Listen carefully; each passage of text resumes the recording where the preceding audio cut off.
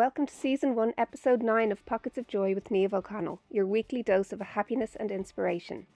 Joining us today is Irish actor and writer Mags McAuliffe, who wrote her one-woman show, The Humours of Bandon, which has been touring internationally for the last 8 years.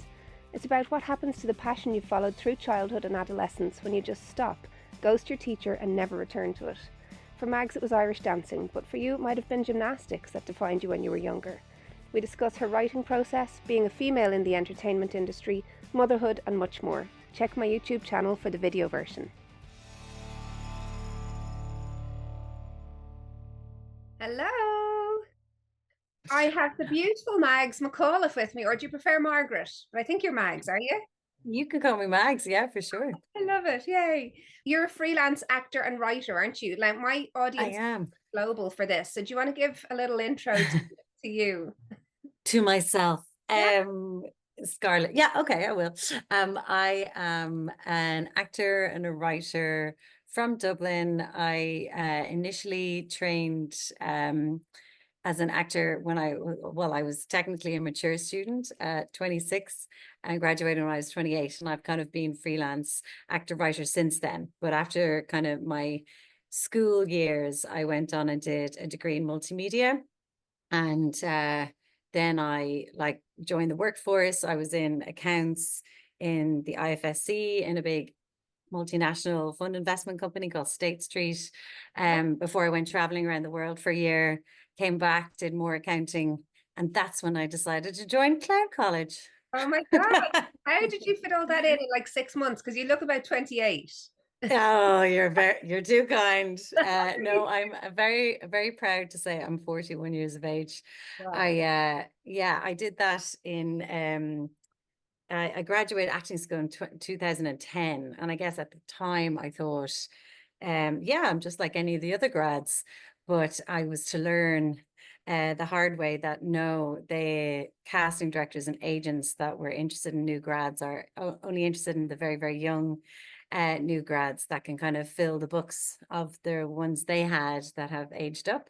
Okay. And so I was a 28-year-old graduate of acting school and found it extremely difficult to get representation.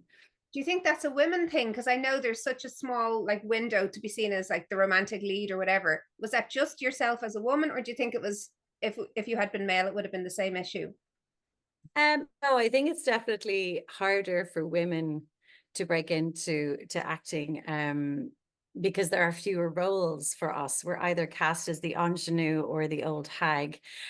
Typically, that's changing, thankfully, but it is still a little bit difficult no matter what sex you are. I mean, my husband graduated at the age of 30 and has found it a slower start than some of his classmates that were 21, 22, leaving drama school. So but it's different for everyone. And I know myself, like even at the age of 17, I was very I won't say I was very mature because I know I wasn't, but I would have been seen as more mature.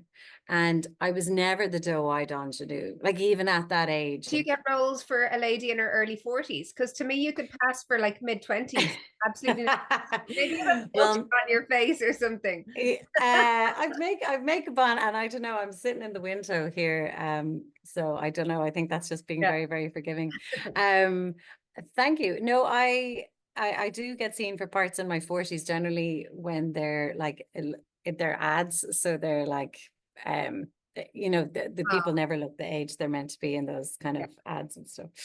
But I kind of feel like I'm just about to hit my stride. It's taken me a while, but I feel like I feel like this is the age I was meant to be.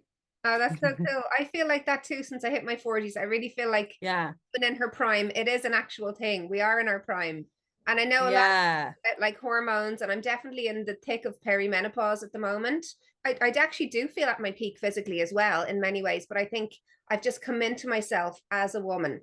And I think, I know you've still got a young child. Aren't you mothering a little? Yeah, she's 3. Oh my God, already. That has flown. I remember we were in touch with this newborn. Oh my God. Yeah, you were a godsend. Oh, was I? Yeah, you were a godsend. Yeah, I was really struggling Oh, with breastfeeding, and the doctors had told me to supplement, and I really, really didn't want to. And I was up in the bed, I remember, and I was on to you on Facebook, and yeah. you were so kind. You told me what to tell the doctors when I went in to the rotunda the next day. And I remember his whole visage changed when I said, I understand what you're saying, but I don't feel like that's supporting my breastfeeding journey. And he just kind of went, you're one of them. Yeah, and also that's where his expertise stops because they do not study natural breastfeeding. They don't, Oh yeah, study he kind of he birth, checked out. birth or natural breastfeeding in the obstetric training. I know because I've read a lot of the manuals in preparation for my own births.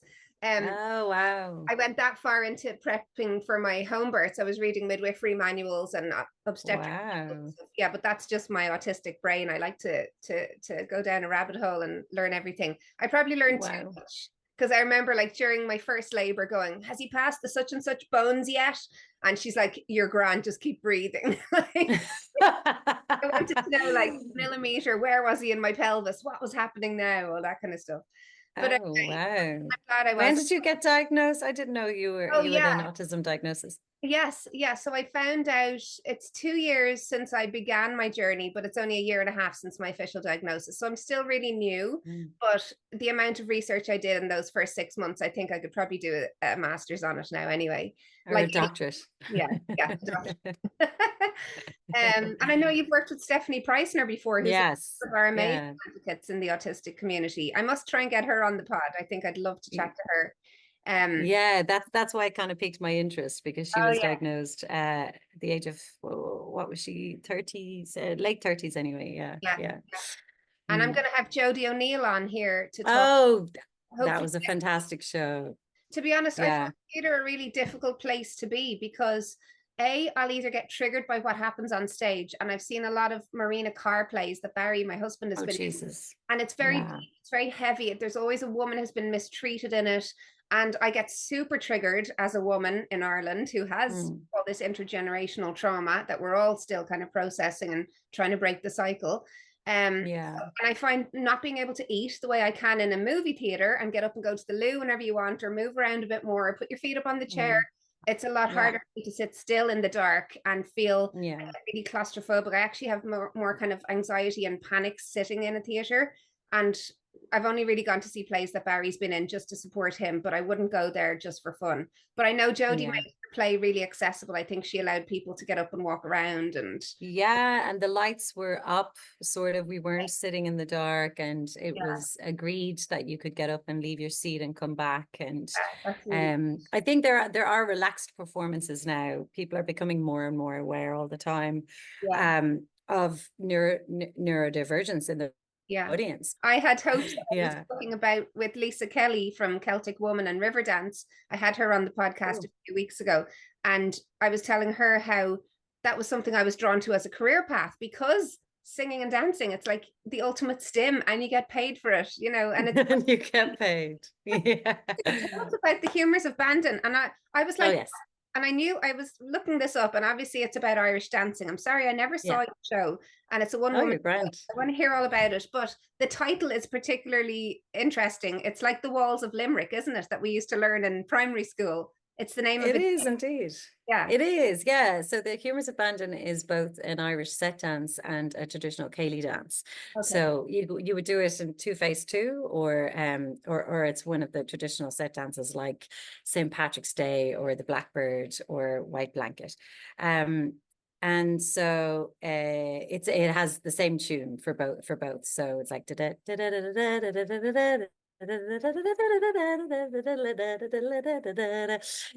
excuse the singing. I did competitive Irish dancing for 18 years. And then when I got to, say, like doing championships over the age of 21 and doing my Irish Opens and my Dublin championships and stuff, there was nowhere else to go but that you would do your teacher's exam. Mm-hmm. So I didn't know great like girl growing up to be an Irish dancing teacher, but it just seemed like the next step. So I did my teacher's exam. It was a 2-year teacher's diploma. and opened up an Irish dancing school in 2013, and ran an Irish dancing school for a couple of years until kind of scheduling with everything I had to do to keep myself treading water in the creative arts. It just impinged more and more on the time I had available to do this, to teach Irish dancing, basically, because it's a voluntary run organization. You don't get paid to attend the Irish dancing competitions at the weekend.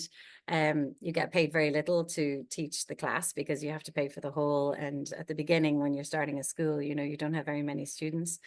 So you're kind of, you're investing really in the future. And I enjoyed it still, but like I didn't really, I don't think I ever really had an objective to have the Irish dancing school long, for many years in my life. But I just kind of plodded along. Do you ever just like not realize that you're not enjoying something in the moment? And it's only when you stop, you're like, oh God, I should have quit that ages ago. I've watched some of your interviews about your play, and you were saying that even if people couldn't relate to the Irish dancing, essentially, they might have done swimming or piano lessons. And you say that you seemed older than your years at 17, but I'd say it was the discipline of the dancing for you that gave you that emotional maturity and doing those precious. Yeah. You have to really pull it together as a kid to perform, don't you? Yeah, I never really thought about it before, that Irish dancing would have made me more mature. But maybe you're right. I definitely had stage presence from when I started acting. People would remark on my stage presence. And I know that that was learned through getting up in front of a whole hall full of people and dancing, and particularly dancing on your own when you were doing your solos. Yeah. But I just plodded along. I guess I just didn't take stock as to what I was really enjoying, and making plans for the future. I was just kind of treading water, taking jobs anywhere I could. It just all got a bit confuddled, and I had a falling out with my the girl I ran the Irish dancing school with, where she was kind of questioning my dedication, I suppose, to the school.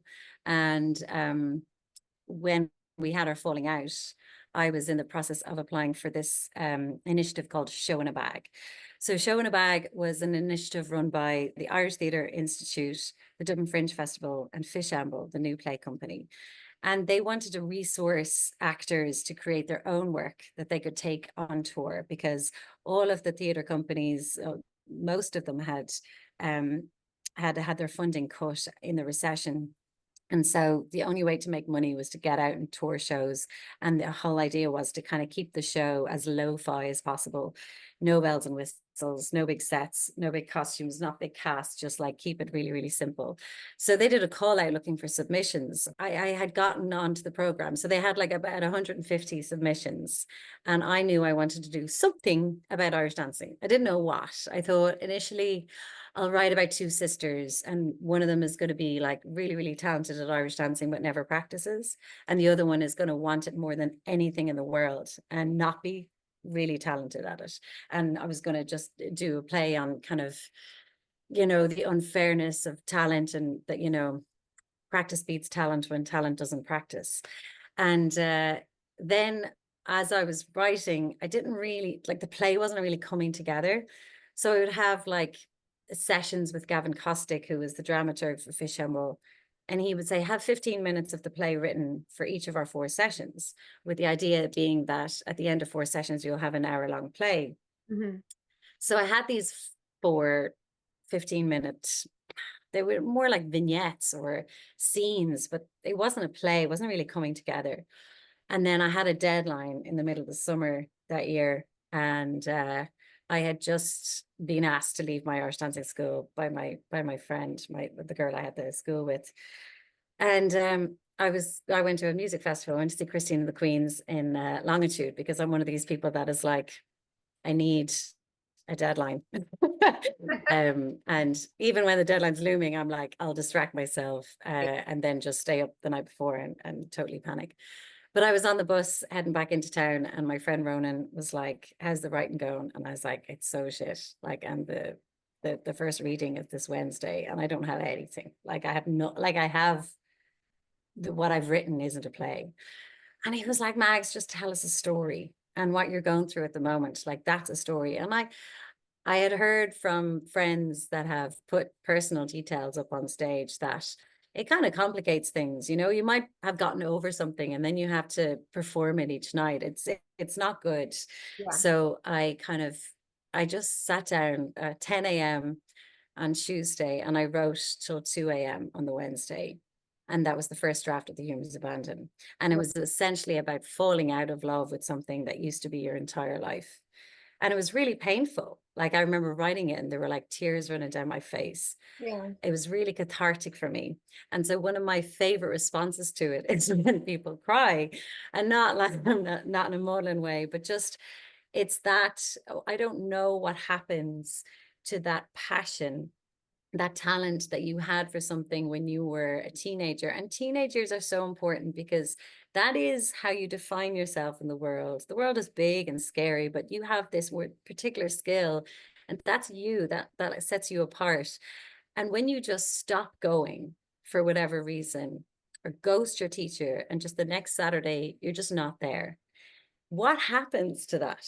Because you had years and years and years of developing a relationship with your teacher. Like my old Irish Dancing teacher, Claire McKenna, she was like another mother to us all.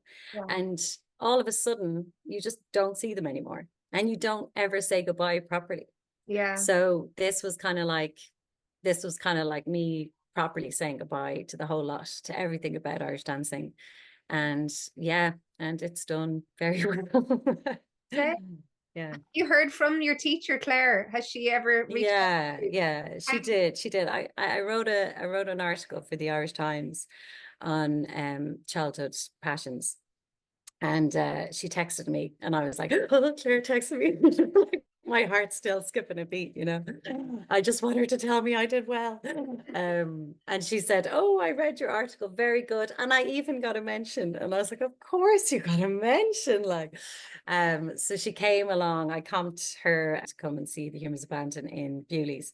And she was like proud, but also I don't portray the teacher as Claire. As I said, I get inspired by real events, but like then that's when the fiction comes in. So she's not an exact copy of the teacher that I portray in the play. So I kind of think she wanted to make that distinction. Yeah, but that is important. And you got to tour America with your show last year, didn't you? Yeah. 7 weeks. Oh my God. How did you manage that? Because I know you're dancing on stage in your show. Do you want to just say, is it still the 4 vignettes that you originally wrote, or what kind of? Oh, goodness, no. When I sat down to write a new play at 10 a.m. the Tuesday before the Wednesday deadline, I started with a blank page, a completely blank page, and I just wrote and wrote and wrote. And it was from that block of writing that I chiseled away, and the Humours of Bandon was born with the help of my dramaturg / director, the Midas touch of Stephanie Preisner. We put it on in the Fringe in 2016 for a total of 6 performances. That's all I wanted. I didn't invite anybody to see it. On my opening performance, they had 50 allocated tickets that were unfilled. They rang me that morning. They were like, where are the people? And I said I didn't want anyone to come and see it because I thought it was a load of I really didn't believe in the play at all. I thought it was so simple and pedestrian. I was just so mortified. I can't tell you how bad I thought it was. So they cobbled together a load of people last minute, and we had our opening performance. And I kind of knew when I took my bow that people liked it. You know, they were really enthusiastically clapping. You can always tell whether it's a polite one or if it's like, Jesus, that was really class. And so I was just getting more and more feedback from people, both online and in person. And I thought, oh, this has gone rather well. And then I was approached by 2 different theatre companies to produce the play.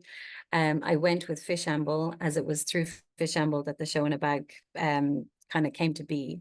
So we were literally just like, pew, pew, pew, pew. Like I would travel to a city, do the show, and then travel to another city and do the show. And sometimes we were like, you know, switching time zones. It was intense, but it was brilliant.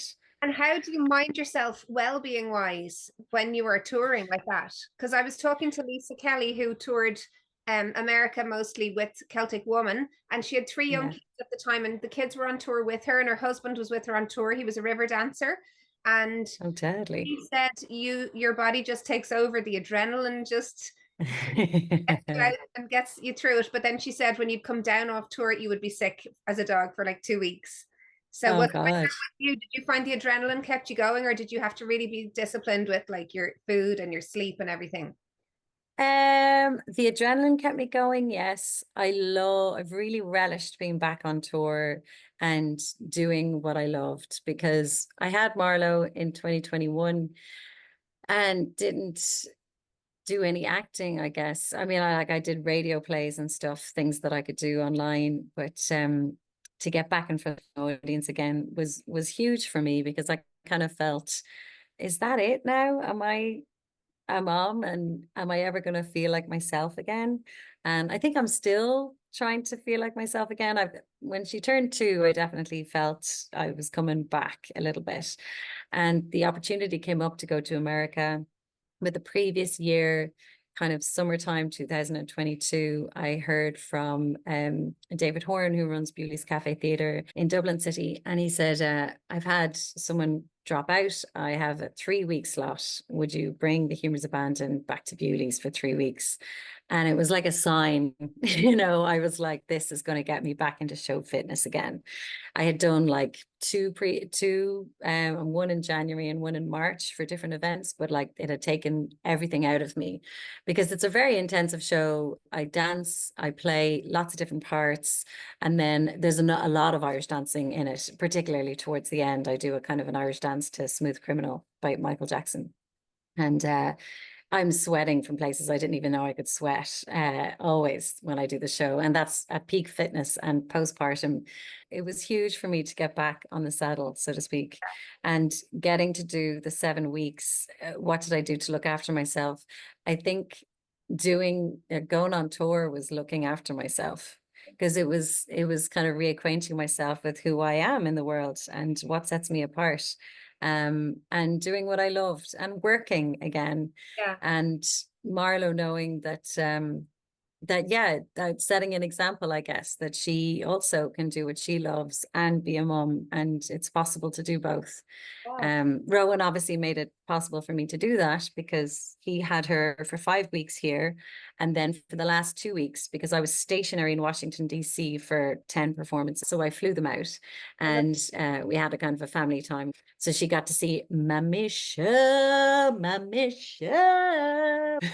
Yeah, well, just the last 5 minutes, because I just wanted her to see why I left her for so long. Like, I wanted her to see what mommy's work is, or what, that there was a reason. I even though she was only 2, I don't even know if she'll remember it. So she got to see me do the Smooth Criminal and then do the final coda piece. But Rowan said very funnily, after I do the dance, it's quite impressive. The audience do a kind of a spontaneous applause after the dance, but it's not the end of the play. I have like a coda, just a little few lines or whatever to wrap it all up.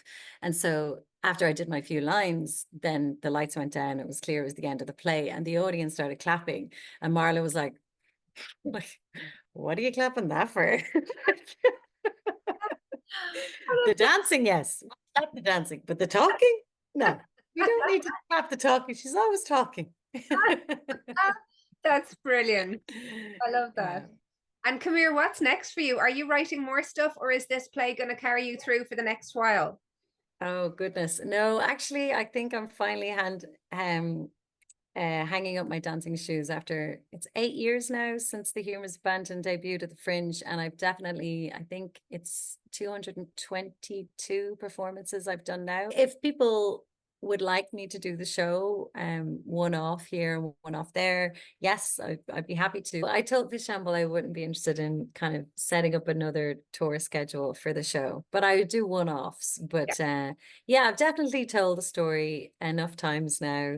And even though it's not autobiographical, I still go there. I go back to the pain of losing and how upset it was, how upset it made me. And and then the kind of realization of like, I don't need to stay here anymore, and all the things I wished I'd done myself when I was 17. So I think I've told the story enough times now. I am looking forward to my next project. Yes. So what are you working on next? It's a play about, I don't want to say too much about it, because it's still in development, but it's along the lines of cancel culture and um parental absence, and yeah, redemption, and kind of learning lessons from those who have experienced the hard knocks more so than learning lessons from those who are experts. Very good. What Yeah. what do you make of cancel culture? Do you think we've reached peak cancel culture, or do you think we're still going to go there for another while? It's interesting. I think it's a misnomer. I don't think that anyone is truly cancelled. I had this chat with a friend of mine recently, and we threw out names, such as the author of the Harry Potter series, and other people like that who would be widely kind of acknowledged as having been cancelled. And he kind of countered it with, well, no, they're still writing this and they're still attending this. And if they were truly cancelled, they wouldn't be able to work. And so I found it really difficult to come up with one name of anyone who's truly cancelled. I think you can be publicly shamed, and you can be publicly admonished for something that you've done. But I do think that a redemption arc is always there, your ability to come back, rise from the ashes. We love a good redemption story too. So yeah, it's not as definitive canceling someone as you might as we used to think. And even when, say a very popular singer made some controversial comments last summer, and a lot of their audience would be members from the queer community. I'm not going to say names or whatever. They haven't found themselves truly cancelled in a way that you would have assumed maybe 2 years ago that they would be, unequivocally. So I think the tide is turning on that a little bit. I hope so, anyway. I think possibly the idea that you could cancel someone was just a very hopeful hope for the people who are upset. And maybe the older people who tend to be the ones who are getting cancelled maybe know that there's no such thing as bad publicity, and they still have the ability to work on through it, which is disappointing in many ways too. But I think that's just how the world is. And I think it's good, because I don't think we should be so polarized, really. No. I think No, I mean, like, everybody makes mistakes. And Jesus, if people were walking around with a notebook when I was in my 20s and 30s, you know, I wouldn't know what they would have written down, but like, I'm sure that I have insulted great swaths of people after a drink or two without even realizing it. You know what I mean? And there's just no record of that. But yeah. there's cases of people like trawling back through old interviews and finding one moment where someone might have said something, and trying to use that against the person, and it's like 20 years ago they're talking. No, and it was a different culture, Yeah. which doesn't excuse it, but we're looking with today's lens on past stuff, which doesn't work out either. How do you find Yeah. entrepreneur and managing yourself on social media? Because everyone I'm talking to this season on my podcast has, had to put themselves out there and hustle and promote themselves on social media, whether we want to or not. And many of us are introverted, like myself, and we wish we didn't have to, but we still know it's a necessary tool nowadays. How do you find using social media? Does it appeal to you? Do you love it? Do you hate it? Where are you at with that? I'm I'm a bit like yourself. I'd be very embarrassed about promoting myself on social media. So what I did in order to get information out about the fact that I was working and doing shows was that I did this series of backstage snacks videos. I just So love I would use brilliant. I was so mortified. Like, I can't sincerely look down the camera lens and be like, hi, I'm doing this. Yeah. And I'm just so blessed. I'm so grateful to work with these titans. I just can't do that. I don't, I can't, I'm so mortified. So I still recognize that in order to get it out there that you're working and to kind of to provide content, to show people that you're still out and about, it's important. It is important. It is a necessary evil. So I just decided to do a little series called Backstage Snacks. So it started when I was in the west of Ireland, Carrick-on-Shannon, the dock in Carrick-on-Shannon.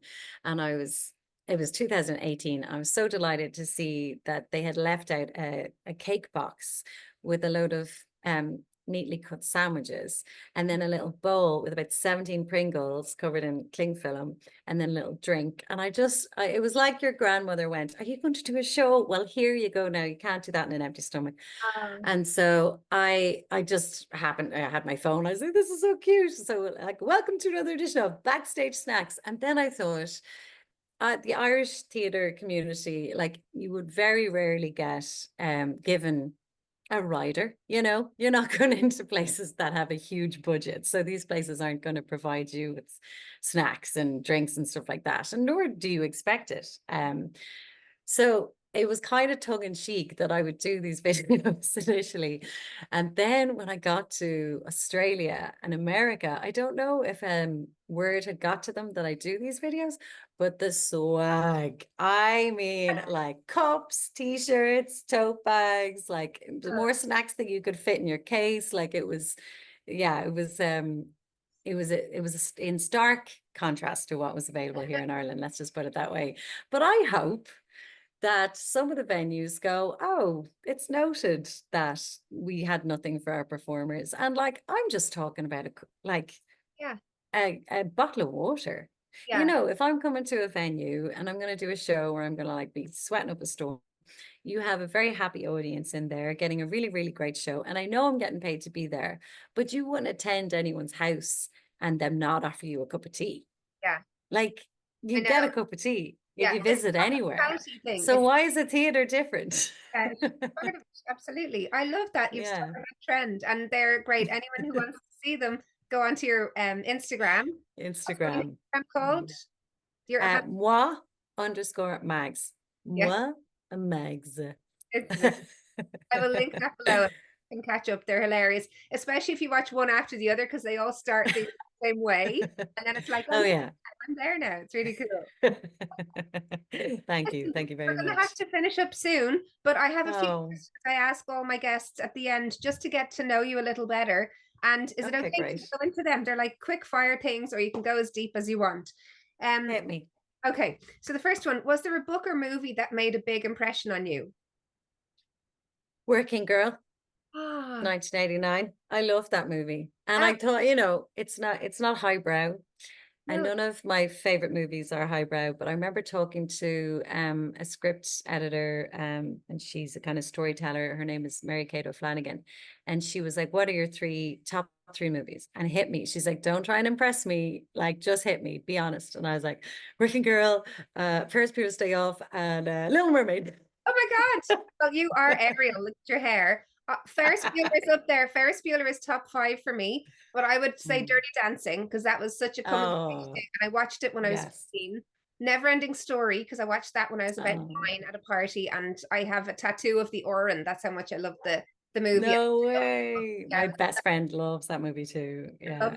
I really loved him. Yeah, but she was like, there's a reason why they're your favorite. So if you analyze them, you'll see that there's a common theme in all movies, and that is the theme that most resonates with how you feel about the world. And I was, what? And she's like, well, so this one is easy.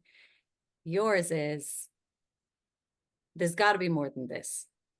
It's all about like reaching out of your comfort zone into a different world and finding out what else is out there. Because the same in Working Girl, as Little Mermaid, as Ferris Bueller's Day Off. Just reach for the fucking stars. That's giving me shit. Oh, I'm gonna do a bit of journaling. Write the thread in mind. That's brilliant. Okay. And thank you for not picking something highbrow and trying to impress us all. Oh, no. What's your favorite meal if you had to pick one? A meal like is like something safe thing that always, you're always going to enjoy it. For me, there's never been a bad pizza, no matter how crap and cheap it is. it's always going to be good because it's pizza. So that's mine. That's good. But if I eat that gluten, I'll be farting up a storm for the rest of the night. Okay. It won't be pretty. It won't be pretty. Gluten doesn't agree with me, and it doesn't agree with my vulva either. It just doesn't agree with me. Fair enough. So it wouldn't be something wet. I don't like curries or anything too wet because I love a crunch. Yeah. So pizza I do love, but it doesn't agree with me. I was thinking, you can get like the beep bap up in like Thai restaurants. They put an egg and there's like beef and fried rice and bean shoots and loads of different crunchy things. Oh, lovely. I So like, rice. yeah, I like a little bit of everything. I love tapas. I don't like deciding on, I'm really indecisive. So I don't like one meal and you're stuck with that one meal. I like just little bits and pieces. My favorite snack used to be crackers, cheese and Ballymaloe country relish. Yeah, I could live on that. Yeah. Yeah. Great. Okay, do you have a motto for life is our second last question. Oh, a motto for life. It depends on the season. But currently it's easy to make decisions when you know what your values are. Oh, I like that. And it's good for someone who's indecisive as myself. So do you like journal about your values, or have you had a therapy session about them, or how do you know? Because to me, when I hear the word values, it feels so abstract.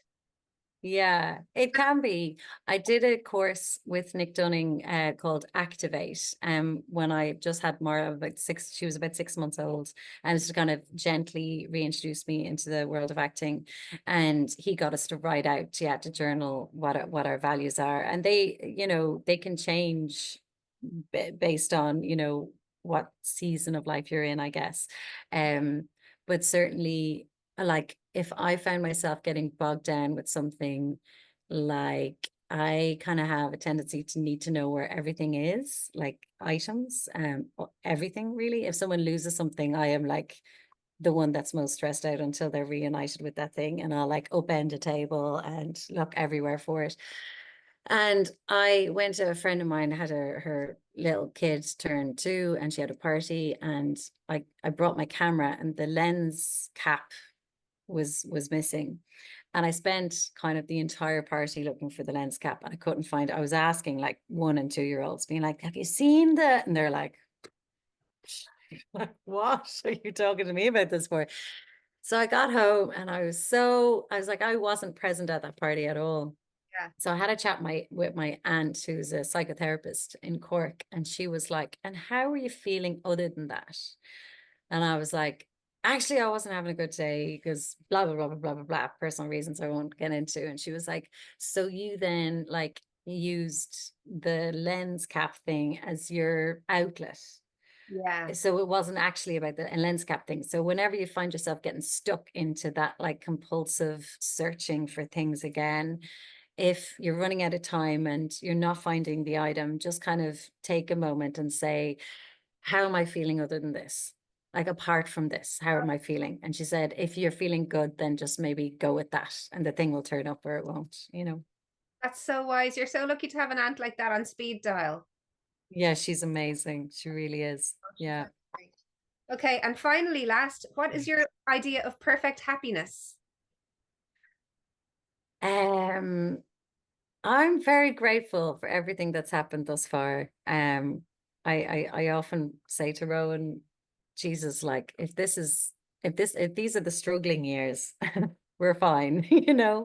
Um, perfect happiness, like just Sunday morning, blown raspberries on Marlo's belly in a tangle of limbs with Rowan, having good food and lots of love and everyone being healthy. Like I actually don't think there's anything better than that.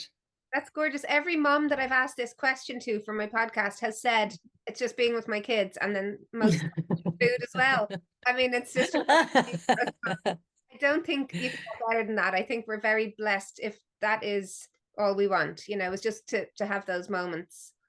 Yeah, I mean that's where I'm closest to true happiness, yes. But then obviously if that was my entire life, on that bed in a tangle of limbs and not being able to do the things that make me passionate about the world, I wouldn't be sublimely happy, you know. Yeah. But if you just have to boil it down to one, yeah, that's what it is. That's gorgeous. Have you got any words of advice for anyone maybe who's new to motherhood and trying to keep their career going, maybe in the performing arts or maybe not, maybe with a 9 to 5? What would you say has been what has helped you to keep that balance?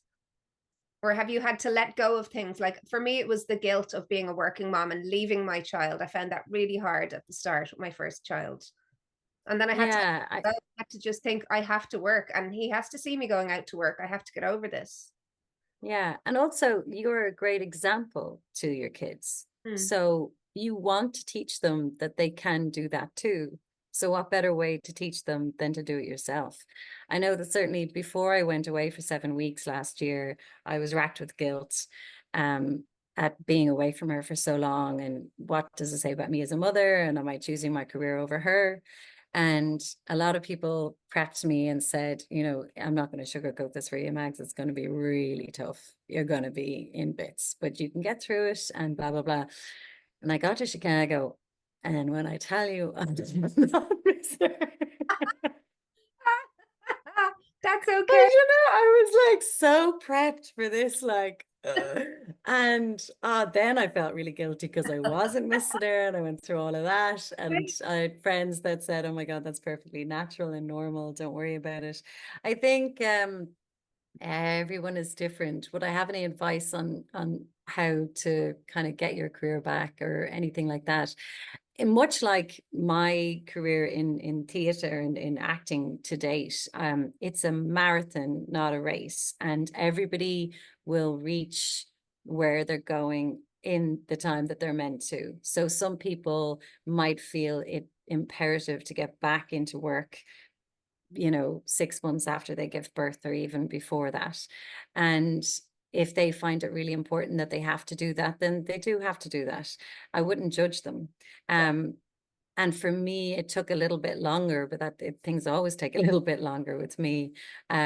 I finally kind of felt like I was ready to go and get back on stage when she turned 2 or just before she turned 2. So it's different for everyone. Whenever you hear an octogenarian give advice, if they're being interviewed for whatever reason, they're always asked the same question. And it is, if you could give advice to your younger self, what would it be? And every single octogenarian that I've heard answer this question answers the same way. And that is, stop worrying. Yeah. Everything is going to be okay. Everything's working out. Everything is just as it should be. Stop worrying. Please stop worrying. It's always the same. So I always think of that when things are getting on top of me. Yeah, that's so good. Enjoying the present moment. That's something I only learned when I became a mom. I remember thinking I'm on baby time now because it was like the world kind of stopped when I was at home with my babies. And I had other Yeah. things to do. And some days of the week I had to be somewhere on a certain time. But other days the day would go by and you're like, God, it's 7 p.m. Or God, it's only 10:30 a.m. and it feels like it should be 7 p.m. Like time has no Yeah. meaning. It's irrelevant. No. Yeah. And is it, you know, they say the years fly in, and I haven't found that They say so far. they say the days are long, but the years are short. But Well, you're that's just an awful situation. Right. I definitely No, nobody wants that. I didn't feel like that in the early years with my first. I was definitely just Oh, stuck in survival yeah. mode for a long time, but Yeah. you'll see Yeah, it as for Marlo sure. grows older. But listen, this Yeah. has just been absolutely gorgeous to talk everything. It has been lovely now, Niamh. So much. So where Yeah. can people find you to follow your work and to learn more about your stuff? I will be doing more backstage snacks videos. I don't know if I'll be talking down the camera lens about what I'm getting up to, but I'll definitely put little clues in my WhatsApp or in my Instagram. That's _mags. I'm the same on Twitter, or formerly Twitter, now X, as I am on Instagram. Instagram and Twitter. Thank you so much for the chat tonight. I really, really enjoyed it. Talk to you, Thanks very much for asking me on. of course. Bye. Excited. Bye bye. Thanks for joining us, and I hope you enjoyed this episode. Mags really got me thinking about my own childhood passions, and it's made me want to see could they be part of my adult life in some way now. Check the links to follow her online. Please share this podcast with a friend, give us a 5-star rating, check our previous episodes for lots of other great interviews. Coming next week, I speak to Irish author and publisher Lucy Pearce from Womancraft Publishing. Thanks for tuning in and see you soon.